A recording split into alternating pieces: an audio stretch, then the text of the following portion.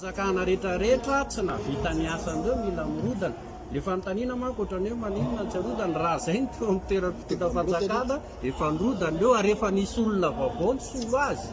eo le institution rehetrarehetra reo fa tsy izay reto aloha ny mpanapa-kevitra. Ao anatin'izy zao mampirisika zay an'le mpitondra fanjakana hoe raiso zany fanapahan-kevitra, raiso ny fanapahan-kevitra nareo hoe efa niteny angeny filoham-panjakana Mikael kabariny voalohany vao nidina teny amin'ny kianjan'ny 13 tao anatin'le blende iny hoe rava ny lalam-panombenana ny Repoblika fahaefatra, rava ny androm-panjakana rehetrarehetra dia miantso zay androany hoe zay nge no nite hafanay anao tamin'ireny fotoan'ireny hoe miverena amin'izay fanapahan-kevitra zay hoe raiso inona moa no atenainao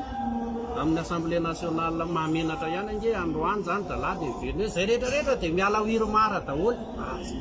manahirana ange zany ve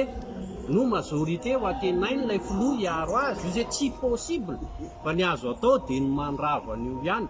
ary mampirisika azy hiverina amin'ny fanapahan-kevitra hoe andriamatofiloha raha vao io fa ireo le androm-panjakana rehetrarehetra ireo raha navita ny asany nge ny Assemblée nationale tsisy mitaritarika bidon teto hoe tsisy andeha hitaky jiro sy rano teto hoe asan'ny zareo nge zany nefa tsy vitany zareo ao anatin'le izy raha tsy mivoaka amin'ny resaka tsy fanarahan-dalàna tsika raha nahavita ny asany ny ACC zay gardien ny lalam-panombenana zany le eto amintsika ka izay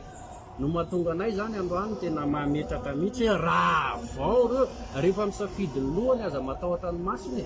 aza atao olana zay hoe hivoaka amin'ny ordre constitutionnel anangana repoblika vaovao tsika tsy olana ary tsy tahotra mivoaka amin'io lalam-pandrenana ary tsika rehetrarehetra nge amaranako azy iza tamintsika ireo tsy niteny hoe lalam-pandrenana ny fidina tamin'ny tariny epoky tany ange hoe tinona indray ny henatra natahotra tsika androany raha lazain'ny olona hoe mivoaka amin'ny ordre constitutionnel ho anay ny fanovana dia mandrava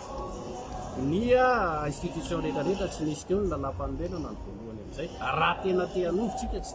tip-top io fa tena ravany io rehetrarehetra ireo dia manangana vaovao indray